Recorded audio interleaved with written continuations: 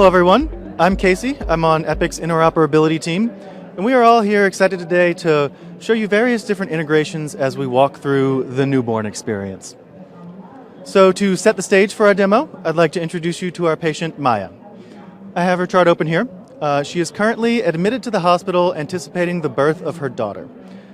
Now, unfortunately, she's starting to show some signs of potential sepsis, so we have her on some intravenous antibiotics that you can see here. Now, for our first integration, we are going to fast forward in time to the birth of her daughter, April. Fortunately, April was born, things went smoothly, but due to those sepsis concerns, we've also got her on some antibiotics. I'm going to order some basic blood work and a newborn screening panel for April. And as the user signs these orders that I have queued up, that's going to automatically trigger an HL7 V2 orders interface to the resulting agency that's running on Cerner's platform. So for that, I'm going to hand things over to Kevin. Hello everyone, I'm Kevin with Cerner's Interoperability team. So as Casey had mentioned, we have received the order inbound from Epic into our Cerner system into Millennium PathNet. So on the display is April Williams' chart, and from here you can see those orders have flown inbound, and we have receipt of those, both the white blood cell count and the newborn screening. So highlighted here is the newborn screening, and the first thing I'm going to do is check the specimen in.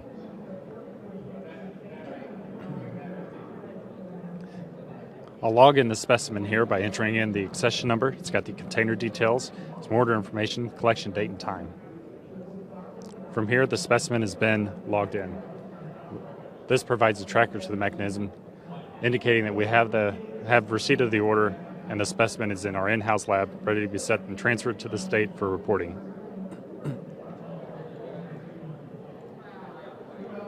From here, I'm going to transfer the order out to the state, get the results, and ultimately send the results back downstream to the Epic system. So I'll select the newborn screening test and hit OK. And then I've created my transfer list.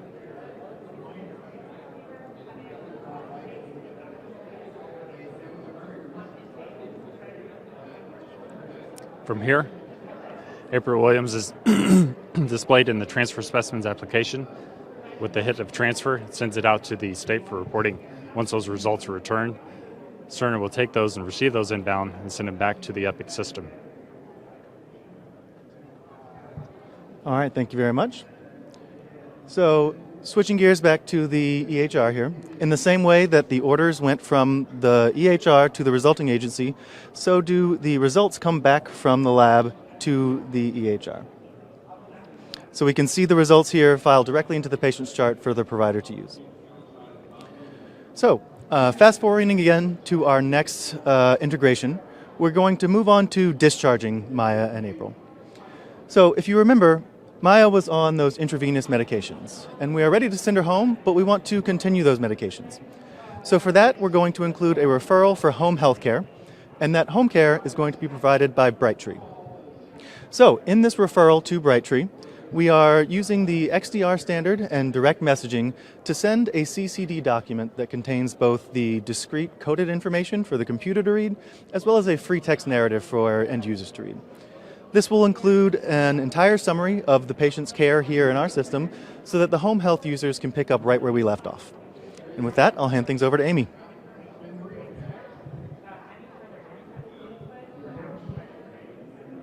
I'm Amy with Brightree, and I'll be representing the home infusion provider.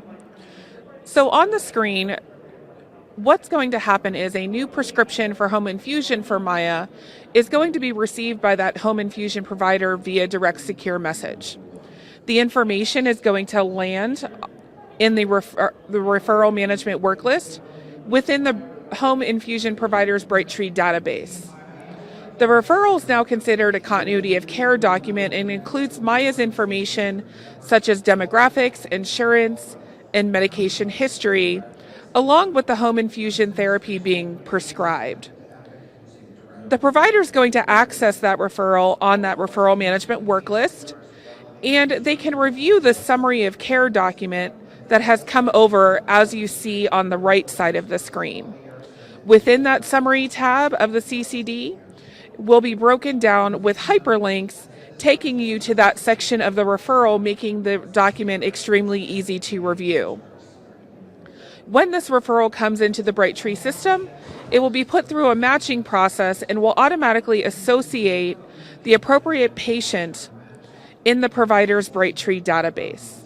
Once the referral is processed, the CCD document will be converted to a readable PDF and stored within the patient's chart.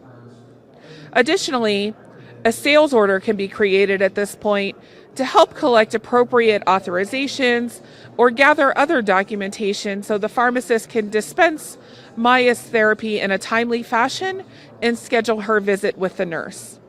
We'll now hand this back to Epic for discharge of the baby. Thank you very much. So here I'm going to close out of Maya's chart and return to April. The last step before we can discharge baby April is to report the birth to the state. And in order to do this, Genesis is actually going to be handling that communication, and they need to get some information out of the EHR system. So for that, to help automate this process, we have a Smart on Fire integration with the Genesis system. So the Smart Launch provides the context of the patients so that they know which record to pull. And then that also provides a temporary access token that allows them to pull certain key demographic and clinical information using the standard FHIR resources that are available today. So as this form pulls up, you'll see that it's pre-populated and with all of that data that they were able to get using FHIR. And the user doesn't need to manually re-enter any of this data that already exists. So I'm just going to click Submit to send that data to Genesis, and I'll hand things over to them. Okay, thank you, Casey. My name is Chad. I'm with Genesis Systems. As mentioned, we are the state vital record vendor, and as you can see here for Delaware. So as Epic sent over the record, we are now able to pull up all the medical information off of the labor and delivery summary in order to start registering this record with the state. So looking here at the newborn medical 2, you can just see some of these pieces that have flown through. We have that the child was admitted to the NICU and that there were antibiotics received for suspected neonatal sepsis. So with all of that, it's important to know, so we have all the medical information for the data, or for the birth certificate. We also need to get the demographic information. So we have a system called Baby's Background, which is available to end users so that the parents can go in and enter the mother's demographic information, the socioeconomic and demographics, into the system, and we can pull it in without double data entry. So we'll go up to the top here, and you can see none of that information is there currently. So we're gonna reach out and import this BBG record. In order to do it, we just do a search of the background ID number, the mother's first name, and the mother's last name. So as this record pulls up, you'll see all the information that was saved out within the system, and only the information that was saved. At any point, you can pull whether all the information is there or not. So you can see that we have the mother's residence information, and if we go to the demographic tab, we're also pulling in ethnicity and race for reporting purposes. So we're going to submit here. And so as this is going through, now we'll go back into the record. We can refresh the record. We're going to see all of the information's there now. We have the medical information. We have the demographic information. So there's the address. And if we go to the mother's dem, as we just showed there, there's the race and ethnicity. So now we have the certificate done and ready to go, and we are going to now send this to NCHS for statistical reporting with all that. So we're going to choose to export this here, and we're going to export this in a FHIR HL7 JSON file. So we can pull this out, and this is what we'll be able to send to NCHS so they can pull in the information quickly and easily. And we're going to just pull this up real quick for you so you can see just the format of it and how it looks. So with that, I'm going to send it over to Prachi so she can explain what NCHS does with the statistics. Great, thank you. Good afternoon. My name is Prachi Mehta. I'm from the Division of Vital Statistics at NCHS.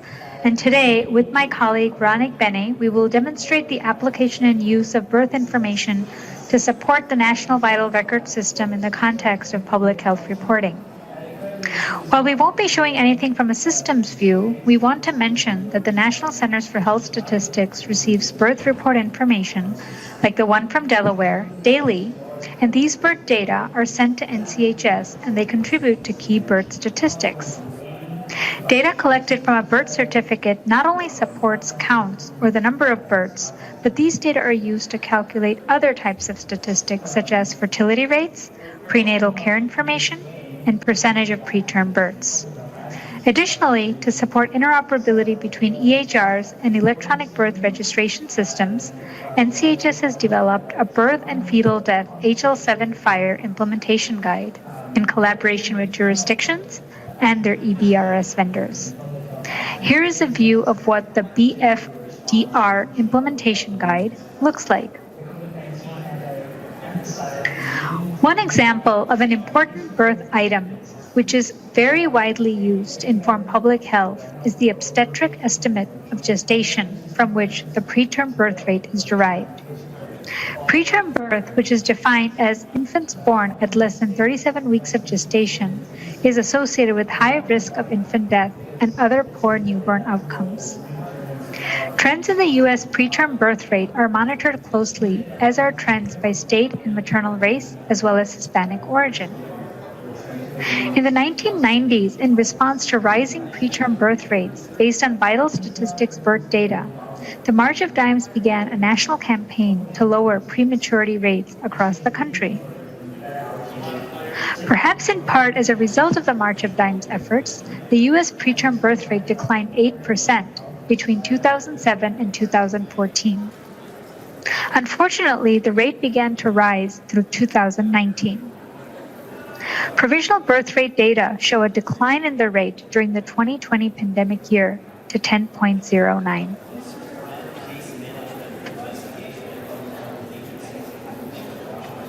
The March of Dime continues to use vital statistics birth data exclusively to track preterm birth rates and publishes an annual report card for states based on the vital statistics preterm birth rates.